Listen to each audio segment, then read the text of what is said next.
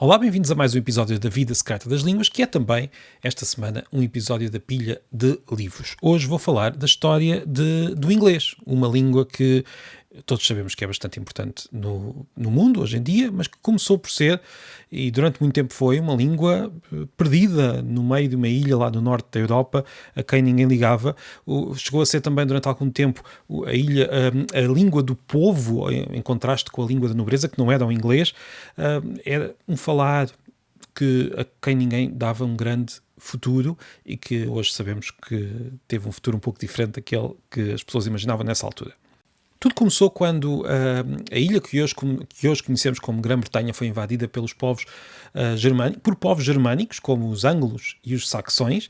Isto foi no final do Império Romano. O Império Romano chegou à Grã-Bretanha, no entanto a população em geral não falava latim, a população falava línguas celtas. Essas línguas foram empurradas para as extremidades da ilha, digamos assim, e ainda hoje são faladas em alguns destes pontos, no norte da Escócia, no país de Gales e até há algum tempo também na Cornualha, mesmo no sul, embora aí a língua se tenha perdido há poucas décadas e agora esteja a ser recuperada. No entanto, aqui, voltando ao final do Império Romano, houve estas invasões germânicas que trouxeram uma língua que é muito diferente do inglês atual. Vou deixar-vos agora 20 segundos de uma leitura reconstruída, claro, de uma obra literária em inglês antigo, em Old English, que era uma língua talvez mais parecida, pelo menos para quem está de fora, ao islandês, ou pelo menos ao alemão, do que ao inglês atual. É uma língua muito diferente, uma língua germânica com determinações verbais muito mais complexas do que as do inglês, com um género gramatical, feminino e masculino e neutro, como tinham nessa altura uma grande parte, como tinham e têm muitas das línguas indo-europeias e que o inglês hoje não tem. Vou-vos deixar então aqui uma amostra dessa língua. What, wei gar denna in ierdagum, theod kuninga thrym jefrunon, hutha ethalingas elen fremedon. Oft shield shaving sheathana threatum, monogam maichtham, meo de setla of tea exoda eorlas. Esta língua germânica que acabámos de ouvir, lida por um inglês atual, mas a tentar reconstruir da maneira como se lia na altura, esta língua, aliás, este texto é posterior a estas invasões, mas é um texto em inglês antigo, portanto, um texto que mostra a língua que vinha do continente, a língua que vinha com os anglos e com os saxões. Esta língua sofreu influências celtas, segundo muitos linguistas, ou alguns linguistas atuais. Eu vou recomendar, por exemplo, no fim, um livro de John MacArthur, um excelente livro sobre a história da língua inglesa, onde o autor defende que a própria construção do verbo, das interrogativas e das negativas com o verbo to do, é uma influência celta. Encontramos, por exemplo, no galês, encontramos também no inglês. Estas línguas celtas eram um substrato que influenciou o inglês. Ora, se os anglos e os saxões vieram para a Grã-Bretanha e fizeram as suas patifarias às línguas celtas que lá estavam, no fundo arrumando-as a um canto, embora elas ainda lá estejam, como eu disse, foi depois a vez deste inglês antigo de sofrer as suas próprias invasões de outros povos que influenciaram e, de certa maneira, mudaram profundamente a língua. A primeira destas invasões foi a invasão dos vikings, dos antigos nórdicos que vinham da zona do que é hoje a Noruega e a Suécia e a Dinamarca, da Escandinávia, no fundo. Esta da Escandinávia, não da Península Escandinava, que essa é só a Noruega e a Suécia. Daquela zona nórdica que nós associamos aos países nórdicos atualmente.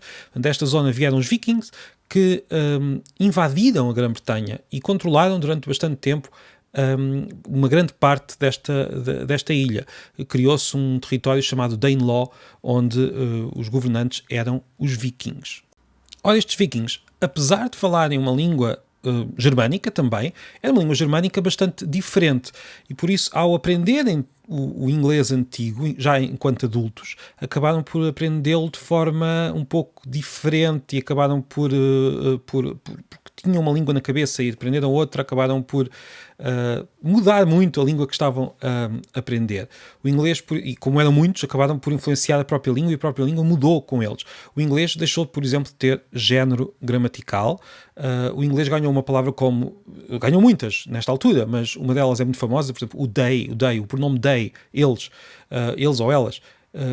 Foram os vikings que o trouxeram, entre muitas outras palavras. Foi uma das invasões que mais mudou a língua, mas não foi a única, nem foi a principal. Em 1066, os normandos invadiram a Grã-Bretanha. Os normandos falavam uma língua parecida com o francês normando, e trouxeram essa língua para a Grã-Bretanha, e essa língua passou a ser a língua da nobreza inglesa. O povo continuou a falar inglês, um inglês que ficou um pouco mais solto, sem ter, digamos assim, uma forma de prestígio a ser usada pelos nobres, e os nobres falavam francês. O inglês era a língua do povo, o francês normando era a língua da nobreza. Ainda hoje vemos certas cerimónias no parlamento inglês que são em francês normando. O próprio brasão do rei britânico tem uma frase em francês, por causa disto. Esta língua que veio do continente influenciou muito o inglês, de tal forma que o inglês tem hoje uma grande parte do seu vocabulário de origem francesa, ou seja, latina. Basta pensar que há palavras como pork, quer dizer carne de porco, que estão ao lado de pig, quer dizer porco. E isto é apenas um exemplo entre muitas. Há liberty, freedom, e por aí fora. Há muitas palavras que têm esta dupla existência enquanto palavra de origem normanda e palavra de origem anglo-saxónica. Muitas das palavras mais comuns continuam a ser as anglo-saxónicas, as palavras normandas, ou melhor, francesas, afrancesadas, latinas, como quiserem, mantêm aquele ar um pouco, digamos assim, afastado do uso comum, aquele ar de ser uma palavra da alta, se quisermos assim. No entanto, fazem parte do vocabulário inglês. O vocabulário inglês tem todas estas influências dos vikings, dos normandos, e não acabamos a história, como é óbvio.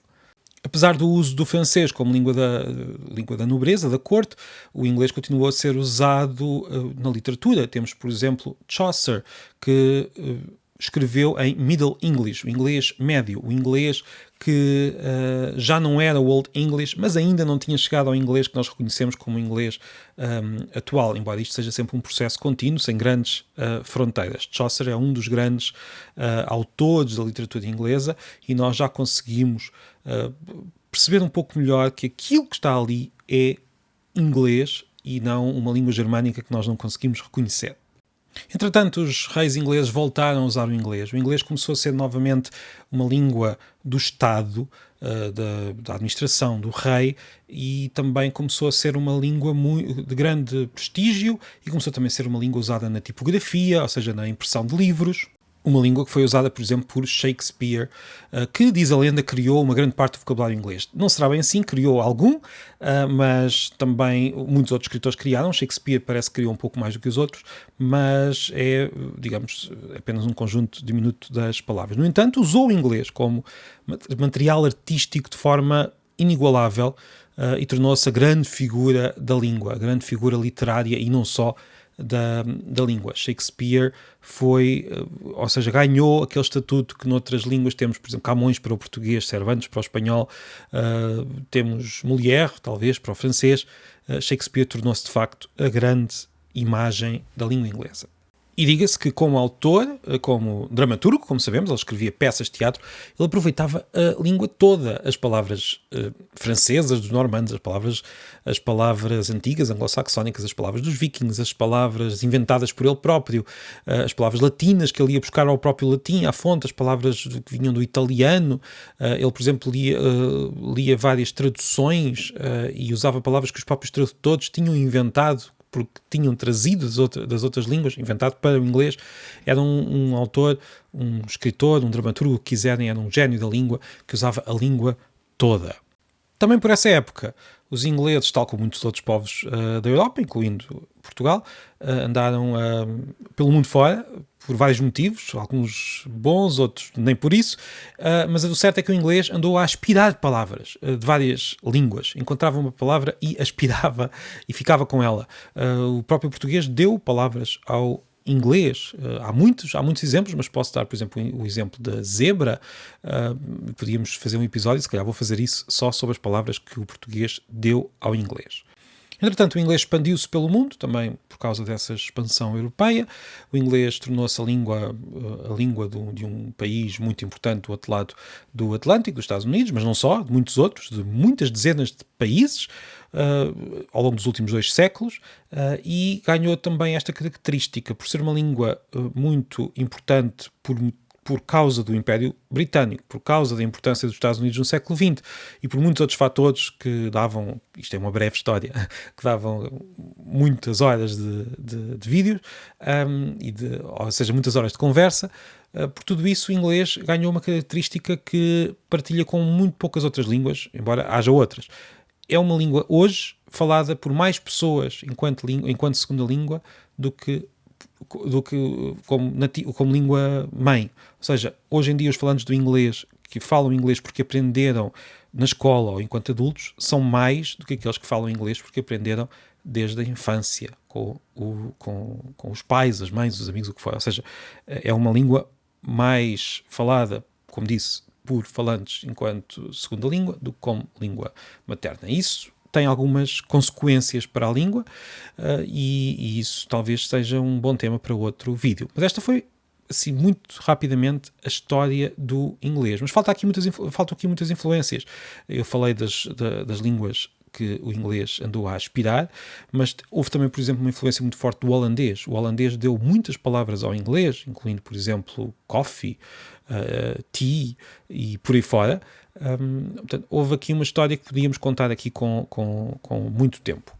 Há muitas histórias da língua inglesa, há muitos livros, vou recomendar para este episódio apenas um, Our Magnificent Bastard Tongue, The Untold History of English, de John McWhorter, um pequeníssimo livro, é um livro muito pequeno que conta esta história de forma bastante interessante e que recomendo mesmo que leiam esta história. Foi uma história rápida, em poucos minutos, desta língua que hoje quase todos conhecemos pior ou melhor e que tem uma grande importância para o mundo e que por vezes é também vista como uma ameaça para muitas outras línguas. Mas sobre isso falaremos noutros episódios.